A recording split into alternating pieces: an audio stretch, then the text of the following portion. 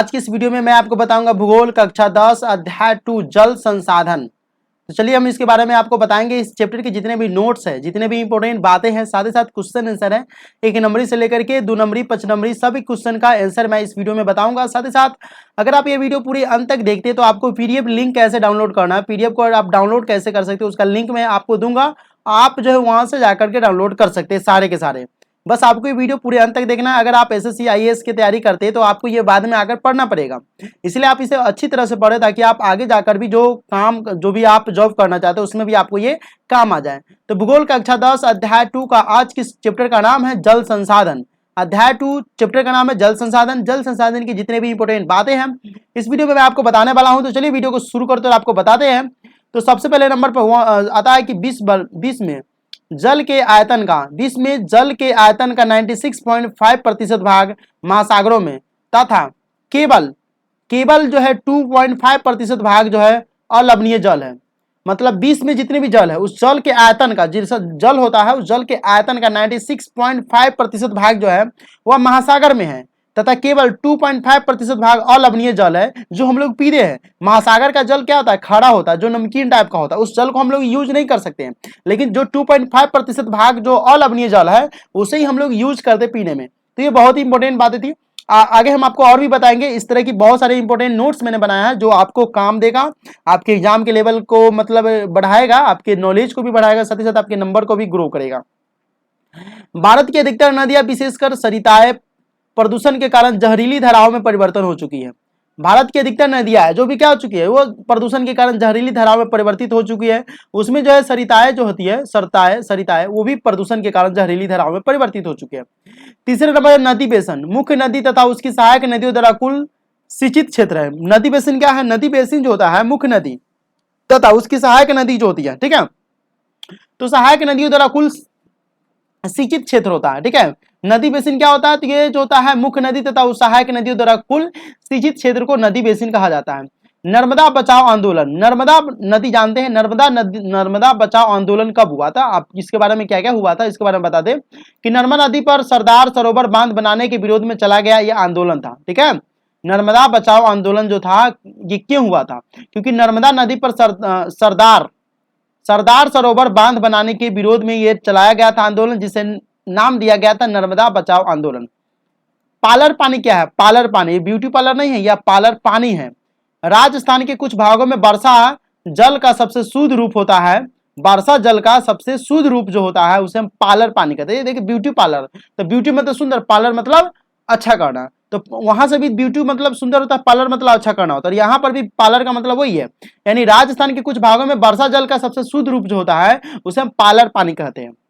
भूमिगत जल क्या है, तो मृदा के नीचे बिछे हुए शैल आस्तरण छिद्रों और परतों में एकत्र होने वाला जल को हम क्या कहते हैं, भूमिगत जल कहते हैं। भूमिगत जल क्या होता है, मृदा के नीचे बिछे हुए शैल आस्तरण छिद्रों और परतों में एकत्र होने वाले जल को हम लोग भूमिगत जल कहते हैं। वर्षा जल को संग्रह करना, तो वर्षा जल को गड्ढों में एकत्र करना, वर्षा जल को संग्रह करना होता है। ठीक है, अब देख लेते हैं अगला पॉइंट भी हम आपको बता ही देते हैं, घबराइए नहीं। अगला पॉइंट जो है यहाँ पर होता है वर्षा जल संग्रह करना हो गया। जल विद्युत, ऊंचे स्थानों से जल धारा को नीचे गिराकर उत्पन्न की गई विद्युत। ऊंचे स्थानों से जल धारा को नीचे गिराकर उत्पन्न की गई विद्युत को हम जल विद्युत कहते हैं। ठीक है, अब देख लेते हैं जल प्रपात। नदी घाटी के मध्य से ऊंचाई से गिरने वाला झरना, नदी घाटी के मध्य में ऊंचाई से गिरने वाला जो झरना होता है हम उसे जल प्रपात कहते हैं। बांध किसे कहते हैं, बहते जल को रोकने, दिशा देने या बहाव कम करने के लिए खड़ी की गई बाधा जो होती है आमतौर पर जलाशय, झील अथवा जल भरण बनाती है। क्या होता है, देखिए जल प्रपात क्या होता है, नदी घाटी के मध्य में ऊंचाई से गिरने वाला झरना।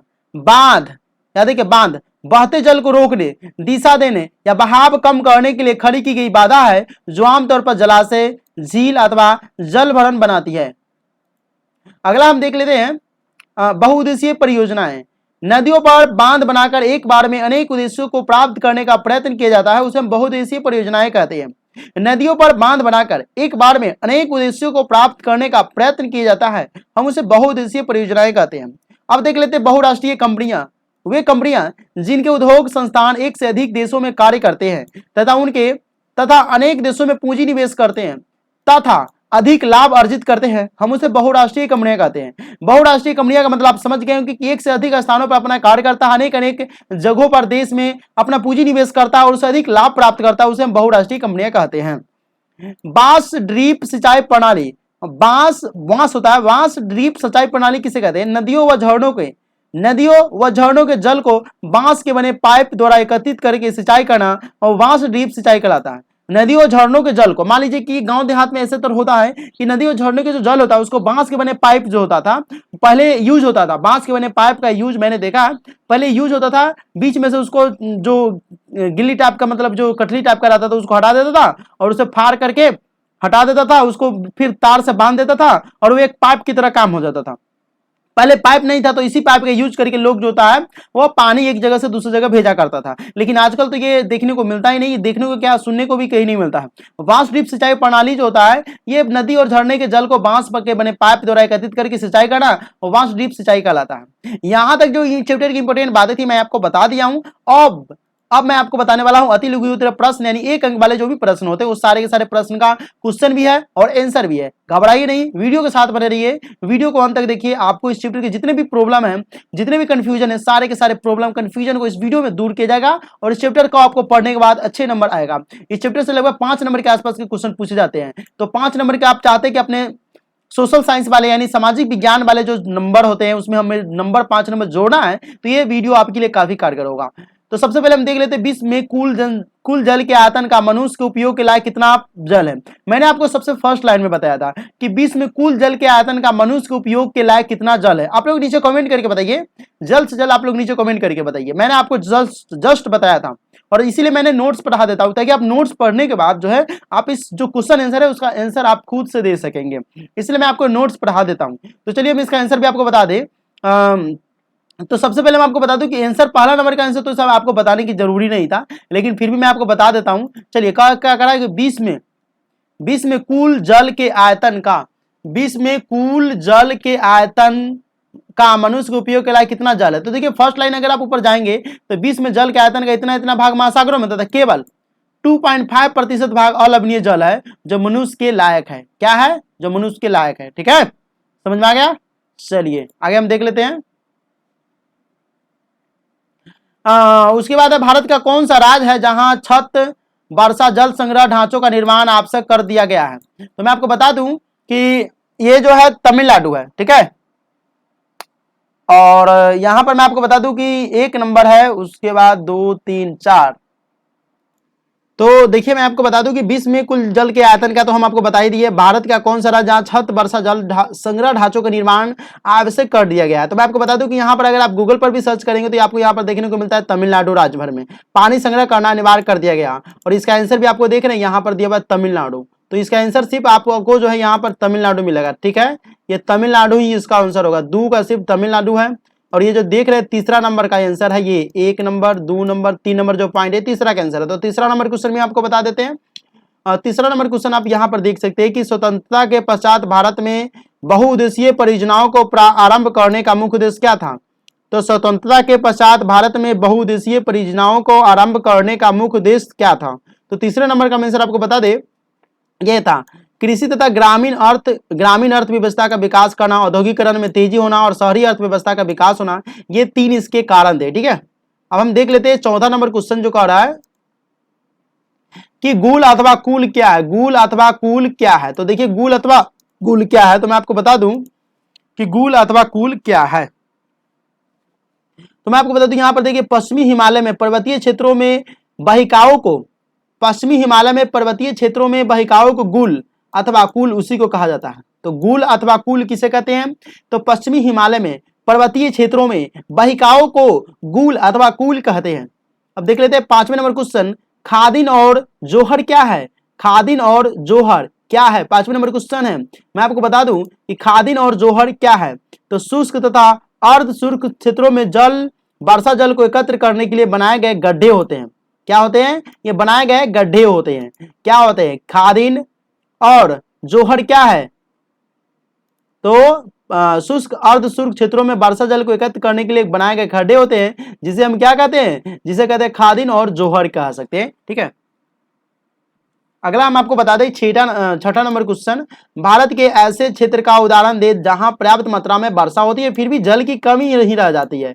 तो मैं आपको बता दूं कि 6 नंबर का है मेघालय की राजधानी शिलोंग में, यहाँ पे वर्षा होती है फिर भी जल की कमी रही जाती है। तो 6 नंबर का 6 यहाँ पर देख ले, मेघालय की राजधानी जो है शिलोंग, वहां पर ये हो जाती है। ठीक है, अब हम देख लेते हैं 7वें नंबर जो है कह रहा है कि राजस्थान में छत वर्षा जल संग्रह को क्यों कहा जाता है। देख ले, इसका आंसर आपको मिल ही गया था ना, राजस्थान में छत वर्षा जल संग्रह को क्यों कहा जाता है। वहां के जो मुख्यमंत्री है, वहां की जो व्यवस्था सरकारें जो चलाती है वो क्यों कहती है कि राजस्थान में, तमिलनाडु में भी होता है और राजस्थान में भी है, तो राजस्थान में छत वर्षा जल संग्रह क्यों कहा जाता है। तो आपको बता ही दे कि राजस्थान, तो आप जानते हैं कि राजस्थान बलुआ जगह है। ठीक है, सबसे पहले मैं आपको बता दूं कि 7वां नंबर का है,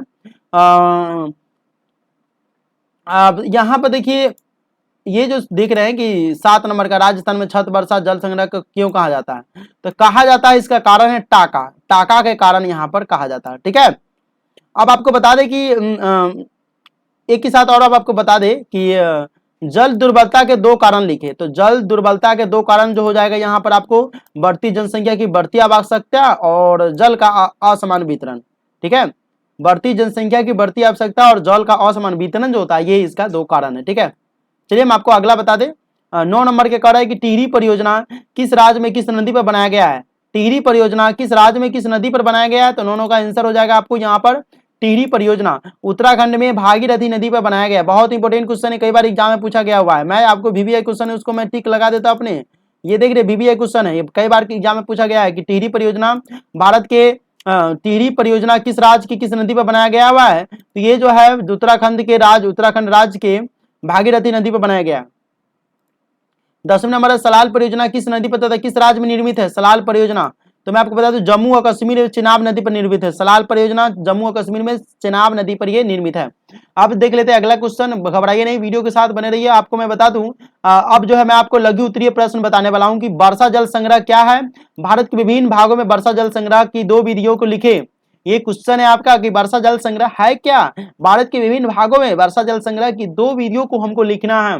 तो पहले नंबर का हम आपको आंसर बता ही देते हैं, घबराइए नहीं, बस वीडियो के साथ आप बने रहिए। वर्षा जल संग्रह क्या है, तो एक तकनीक जिसमें वर्षा जल को खाली स्थानों, घरों में टैंक में बेकार पड़े हुए कुओं में भरा जाता है, बाद में इसका प्रयोग किया जाता है। यानी वर्षा जल होता है ना, तो वर्षा जब होती है तो हम लोग जो है खाली स्थान जो रहता है जल को भर सकते हैं, घर के टैंकों में भर सकते हैं, बेकार पड़े कुओं में भर सकते हैं और बाद में इसका प्रयोग किया जाता है, उसे हम वर्षा संग्रह यानी जल संग्रह कह सकते हैं। इसके 2 कारण हमें बताना है। 2 कारण क्या कर रहा है कि भारत के विभिन्न भागों में वर्षा जल संग्रह की 2 विधियों के लिखे, तो हम 2 विधियों के लिखेंगे। पर्वतीय क्षेत्रों में गुल तथा कुल जैसी बहिकाओं से नदी की धारा का रास्ता बदलकर खेतों की सिंचाई की जाती है, और राजस्थान में पीने का जल एकत्रित करने के लिए छत वर्षा जल संग्रह आम तकनीक है। राजस्थान में पीने का जल एकत्रित करने के लिए, अब देख लीजिए कि राजस्थान में पीने के पानी के लिए भी वहां पर जो है वर्षा जल को एक संग्रह किया जाता है और उसके बाद उसका पीने के यूज में किया जाता है। तो ये 2 कारण थे, आपको समझ में आ गया होगा। पहला के आंसर ये है, वैसे मैं आपको पीडीएफ दे दूंगा, पीडीएफ में से लिख लेंगे। ठीक है, चलिए दूसरे नंबर है बहुउद्देशीय नदी घाटी परियोजना क्या है। बहुउद्देशीय नदी घाटी परियोजना के लक्ष्य उद्देश्य बताए। तो बहुउद्देशीय नदी घाटी परियोजना क्या है और इसकी लक्ष्य क्या है परियोजना का, तो दूसरे नंबर का आंसर आपको बता दे, दूसरे नंबर का आंसर आपको यहाँ पर है, और राजस्थान में पीने के पानी 2-3 पॉइंट यहाँ पर दिया हुआ था। ठीक है, और दूसरा नंबर का हम आपको बता दें कि बहुराष्ट्रीय नदी योजना क्या है। तो ये जो था 1 नंबर का तो आंसर आपको मिल गया, दूसरा नंबर का आंसर यहाँ से है। तो पश्चिम बंगाल में बाढ़ के दौरान बाढ़ जल बहिकाएं बनाते, शुष्क तथा अर्ध शुष्क क्षेत्रों में वर्षा जल एकत्रित करने के गड्ढों का निर्माण करते हैं और नदी पर बांध बनाकर इसमें अनेक प्रकार के उद्देश्यों को पूरा करने का। तो ये जो था आपको जो था ये जो 2 पॉइंट था, ये 2 पॉइंट आपको एक्स्ट्रा है।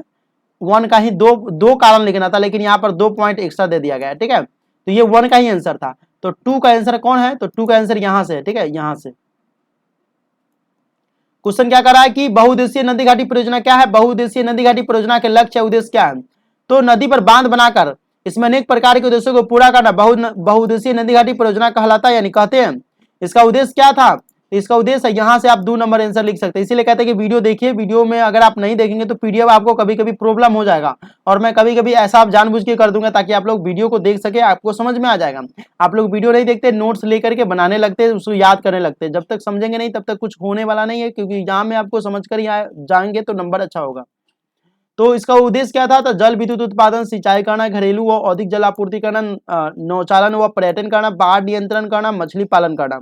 तो ये 2 का आंसर था। 2 का टोटल आंसर मैं आपको बता दूं कि कहां से कहां तक, यहां से लेकर के नदी व बांध बनाकर अनेक प्रकार के उद्देश्यों को पूरा करना बहुउद्देशीय नदी घाटी परियोजना कहलाता है, यानी उसे कहते हैं। इसके मुख्य उद्देश्य तो थे जल विद्युत उत्पादन, सिंचाई करना, घरेलू व औद्योगिक जल आपूर्ति करना, नौचालन व पर्यटन करना, बाढ़ नियंत्रण करना और मछली पालन करना। ठीक है, और ये 6 पॉइंट थे और 6 पॉइंट जो था 2 का आंसर था। तीसरे नंबर का देख लेते, बेकार पड़े कुएं का वर्षा के जल के द्वारा पुनः भरण कैसे किया जाता है। तो बेकार पड़े जो कुएं होते हैं, गांव देहात में आप लोग देखते हुए कि बेकार पड़े कुएं होते हैं, तो कुएं का वर्षा के जल के द्वारा पुनः भरण कैसे किया जाता है। तो तीसरे नंबर क्वेश्चन बहुत ही आंसर है, तो मतलब बहुत ही इंपोर्टेंट आंसर है। तो पीवीसी पाइप का प्रयोग करके, पीवीसी पाइप का प्रयोग करके छत पर वर्षा जल एकत्रित किया जाता है। रेल व ईंट प्रयुक्त करके जल का छनन किया जाता है। भूमिगत पाइप द्वारा जल हौज तक ले जाया जाता है, जहां से तुरंत प्रयोग किया जाता है। इसी हौज से अतिरिक्त जल कुएं तक ले जाया जाता है, हौज बना देता है। सबसे पहले क्या करता है, तो पीवीसी पाइप का प्रयोग करके छत पर वर्षा जल को, पहले वर्षा जो होती है उसमें जल जो होता है उसको एकत्रित कर लिया जाता है। रेल व ईंट प्रयुक्त करके, रेल या ईंट प्रयुक्त करके जल का छनन किया जाता है। ठीक है, उसके बाद भूमिगत पाइप द्वारा जल जो होता है हौज तक ले जाया जाता है, जहां से तुरंत प्रयोग किया जाता है। इसी हौज से अतिरिक्त जल कुएं तक ले जाया जाता है। कुएं का जल भूमिगत जल का पुनः भरण करता है। बाद में इस जल का प्रयोग अन्य कार्यों के लिए किया जा सकता है, बाद में इसका प्रयोग जो है अन्य कार्यों के लिए किया जा सकता है। तो तीसरा का आंसर था, टोटल आपको यहां तक ले था, आप स्क्रीनशॉट कर सकते हैं या फिर पीडीएफ में आपको दे दूंगा, घबराइए नहीं। औद्योगिकरण तथा शहरीकरण किस प्रकार दुर्बलता के लिए उत्तरदायी है। औद्योगिकरण तथा शहरीकरण किस प्रकार जो है जल दुर्बलता के लिए उत्तरदायी है। तो मैं आपको बता दूं कि औद्योगिकरण क्या होता है। तो सबसे पहले मैं आपको बता दूं कि चौथे नंबर क्वेश्चन जो कह रहा है कि स्वतंत्रता के पश्चात भारत में तेजी से औद्योगिकरण बढ़ा। उद्योगों की बढ़ती संख्या के कारण अलवणीय जल का अत्यधिक प्रयोग हो गया। उद्योगों की बढ़ती संख्या के कारण क्या हो गया, अलवणीय जो जल होता है उसके अधिक प्रयोग होने लगा। इसके अलावा जो है इसमें क्या क्या हुआ था कि शहर की बढ़ती आबादी तथा शहरी जीवन शैली के कारण जल ऊर्जा की आवश्यकता में तीव्र वृद्धि हुई। ठीक है, शहरों तथा गांवों में जल संसाधनों का अति शोषण हुआ। तो ये थे 4 नंबर के टोटल 4 पॉइंट जो आपको लिख लेनी चाहिए या फिर स्क्रीनशॉट कर लीजिए। ठीक है, चलिए 5वें नंबर क्वेश्चन की तरफ देखते हैं। नर्मदा बचाओ आंदोलन पर टिप्पणी लिखिए। नर्मदा बचाओ आंदोलन पर टिप्पणी लिखिए। ये क्वेश्चन कई बार पूछा गया हुआ है, ये वीवीआई क्वेश्चन है। ये क्वेश्चन जो है 1 नंबर में नहीं बल्कि 5-5 नंबर में बिहार बोर्ड ने और या फिर अलग अलग बोर्ड ने भी इसको पूछे हुआ है। ठीक है, तो आप लोग नर्मदा बचाओ आंदोलन पर टिप्पणी लिखिए, इसको बहुत इंपॉर्टेंट से आपको समझ जाना है और इसको लिखना है। चलिए हम 5वें नंबर का आंसर आपको बहुत ही बढ़िया से बताएंगे, घबराइए नहीं। तो नर्मदा आंदोलन क्या है, तो आंदोलन गैर सरकारी संगठन द्वारा संचालित था। ठीक है, जनजातीय लोगों, किसानों, पर्यावरणविदों व मानवाधिकार कार्यकर्ताओं का सरदार सरोवर परियोजनाओं के विरोध में लामबंद था। आरंभ यह आंदोलन जंगलों के बांध के पानी में डूबने के मुद्दे पर केंद्रित था शुरू में। ठीक है, बाद में इसका लक्ष्य जो है विस्थापित का पुनर्वास करना हो गया। आंदोलन का अगुवा नेता जो था, मतलब आगे का नेता जो था, मेधा पाटकर अभी संघर्षरत था। ठीक है, तो हमें क्या करना है, नर्मदा नदी आंदोलन जो था, यहाँ पर देख रहे हैं नर्मदा बचाओ आंदोलन पर टिप्पणी लिख रहा है। तो ये टिप्पणी हमें 1 point, 2 point, 3 point, 4 point, 5 point में अगर आप लिख देंगे तो आपको 5 नंबर मिल जाएगा। ये बहुत इंपॉर्टेंट क्वेश्चन है, 5 का ये बहुत इंपॉर्टेंट क्वेश्चन है, आपको इसको याद कर लेना है। खास करके बाकी क्वेश्चन आपको याद हो तो वो नहीं, लेकिन इसको याद कर लेना है। अब चलिए हम 6 नंबर क्वेश्चन देख लेते हैं। एक नवीकरणीय संसाधन होते हुए भी जल के संरक्षण तथा प्रबंधन की आवश्यकता क्यों है। तो 6 नंबर जो क्वेश्चन कह रहा है कि एक नवीकरणीय संसाधन होते हुए भी जल के संरक्षण तथा प्रबंधन की आवश्यकता क्यों है। तो मैं आपको बता दूं 6 नंबर का जो आंसर है यहाँ पर मैं आपको बता दूंगा, घबराइए नहीं। 6 नंबर का आंसर, तो हम इस क्वेश्चन का आंसर आपको बताने वाला है कि 6 नंबर का जो क्वेश्चन था, 6 नंबर का जो क्वेश्चन है, नवीकरणीय संसाधन होते हुए जल के संरक्षण तथा प्रबंधन की आवश्यकता हमें क्यों पड़ती है, तो इसके बारे में हम आपको बताएंगे। तो चलिए हम इसका आंसर आपको यहाँ पर बताते हैं। ठीक है, तो यह है इसका आंसर, जल प्रकृति प्रदत्त है। ठीक है, और असीमित भंडार है, इसीलिए इसका दुरुपयोग अधिक किया जाता है। अतः जल की प्राप्यता एवं शुद्धता बनाए रखने के लिए जल का उचित प्रबंधन आवश्यक है। जल संसाधन और उसके प्रबंधन के लिए जल की उपयोगिता को समझकर उपयोग करना चाहिए। ठीक है, और ऊपरी महानदी बेसिन में जल प्राप्ति के 2 प्रमुख साधन भी होते हैं। देख लीजिए यहाँ पर, देख लीजिए तालाब, नदी, नाले, जलाशय, भूमिगत जल, कुआं, ये सब होते हैं इसका आंसर। तो ये आंसर है, आप इसे स्क्रीनशॉट कर लीजिएगा।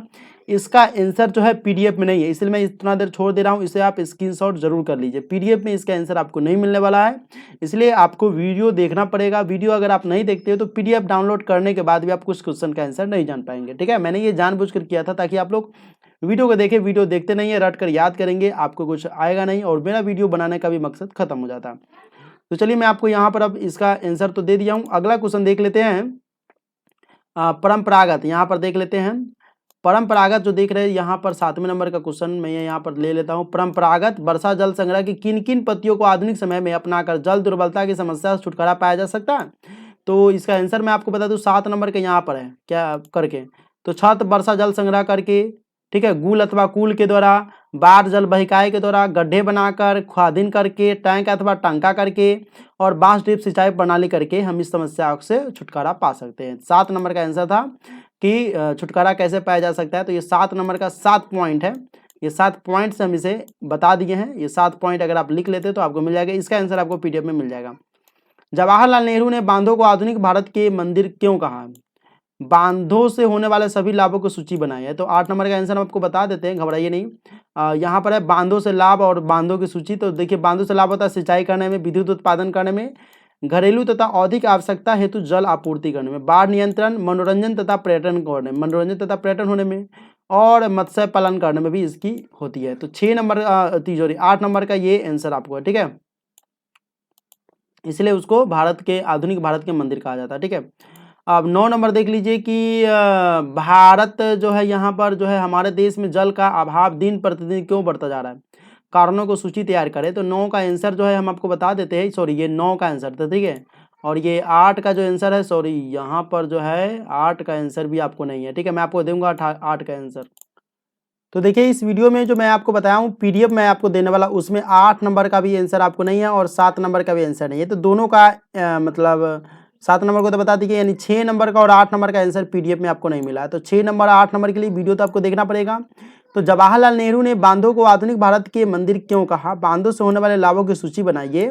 तो हम क्यों कहा उसका मैं आंसर आपको यहाँ पर दे रहा हूँ। तो ये 8 नंबर का आंसर आपको यहाँ पर मिलेगा, आप यहाँ से स्क्रीनशॉट इसे कर लेंगे। ठीक है, कह रहा है कि भारत के पहले प्रधानमंत्री पंडित जवाहरलाल नेहरू ने बहुउद्देशीय नदी घाटी परियोजनाओं को आधुनिक भारत का मंदिर कहा था। इन परियोजनाओं का मुख्य उद्देश्य था सिंचाई का प्रबंध करना, जल विद्युत का उत्पादन करना, बाढ़ नियंत्रण करना, पर्यावरण की रक्षा करना, अंतःस्थलीय नौ परिवहन का विकास, भू संरक्षण और मछली पालन का विकास करना। ये इसकी सूची भी थी और क्यों कहा था, इसीलिए कहा था। ठीक है, तो ये था 8 नंबर का आंसर, आप इसे स्क्रीनशॉट कर सकते हैं।